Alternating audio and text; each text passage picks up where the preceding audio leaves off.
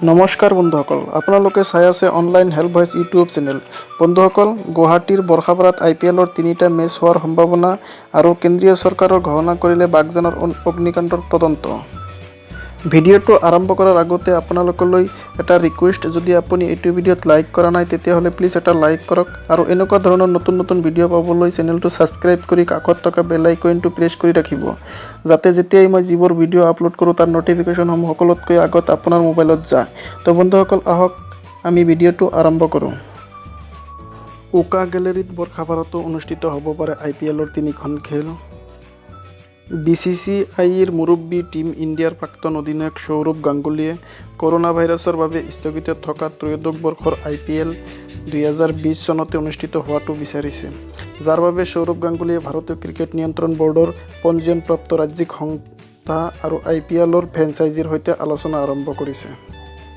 সকলো ঠিকে থাকিলে চলিত বৰ্ষৰ ছেপ্টেম্বৰ-অক্টোবৰতে ভাৰতবৰ্ষতে অনুষ্ঠিত হ'ব গ্লেমাৰাছ ক্ৰিকেট লীগখন। অৱশ্যে উকা গেলেৰীৰ সন্মুখতে এইবাৰ খেল অনুষ্ঠিত হোৱাৰ সম্ভাৱনা বেছি। এই সম্পৰ্কত IPLৰ গভৰ্ণিং কাউন্সিলৰ অধ্যক্ষ ব্ৰিজেশ পাটিলেও চিন্তা চৰ্চা কৰি আছে। BCCIৰ সম্পাদক জয় শ্বাহ আৰু কোষাধ্যক্ষ অৰুণ ধুমেলেও বৰ্ডৰ মুৰব্বী সৌৰভ গাংগুলীৰ সৈতে সহমত প্ৰকাশ কৰিছে। সমগ্ৰ পৰামৰ্শ সম্পৰ্কত 2 দিনতে অসম ক্ৰিকেট সন্থাইও BCCIৰ পৰা যাৱতীয় পত্ৰ লাভ কৰিব। উল্লেখযোগ্য যে গুৱাহাটীৰ বৰ্ষাপাৰাতো ৰাজস্থান ৰয়েলছৰ 3খন ঘৰুৱা খেল অনুষ্ঠিত হোৱাৰ সম্ভাৱনা বেছি। অৱশেষত কেন্দ্ৰীয় চৰকাৰে ঘোষণা কৰিলে বাগজানৰ ভয়ংকৰ অগ্নিকাণ্ডৰ তদন্ত।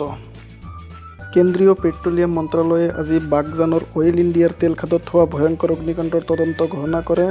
তদন্ত প্ৰক্ৰিয়া আগবঢ়াই নিবলৈ মন্ত্ৰালয়ে এখন 3জনীয়া কমিটি গঠন কৰি দিয়ে।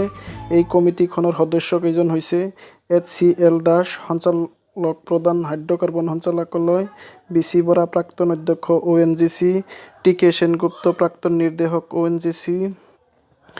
এই কমিটিখনক নেতৃত্ব দিব HCL দাসে। কমিটিখনে এই ঔদ্যোগিক দুৰ্ঘটনা কেনেকৈ, কাৰ গাফিলতিৰ কাৰণে হ'বলৈ পালে সেই তদন্ত কৰিব আৰু ভৱিষ্যতে তেনে ঘটনাৰ পুনৰাবৃত্তি নহ'বলৈ কি পদক্ষেপ ল'ব লাগিব সেই সন্দৰ্ভত পৰামৰ্শ আগবঢ়াব। বৃহস্পতিবাৰে পেট্ৰলিয়াম মন্ত্ৰালয়ে প্ৰেছ বিজ্ঞপ্তিৰ যোগেদি এই কথা প্ৰকাশ কৰিছে। উল্লেখযোগ্য যে যোৱা 27 মে' তাৰিখে তিনিচুকীয়া জিলাৰ বাগজানৰ অইল ইণ্ডিয়া লিমিটেডৰ তৈল খাদৰ পৰা কণ্ডেনছেটৰ সৈতে মিহলি প্ৰাকৃতিক গেছ অস্বাভাৱিকভাৱে নিৰ্গমন হৈছিল। নিৰ্গমন সময়ৰ ৰোধ কৰিব নোৱাৰাত জুনৰ 8 তাৰিখে খাদটোত জুই লাগিছিল, যি জুইয়ে ধাৰণ কৰিছিল ভয়ংকৰ ৰূপ। এতিয়াও অব্যাহত আছে বাগজানৰ বিভীষিকা।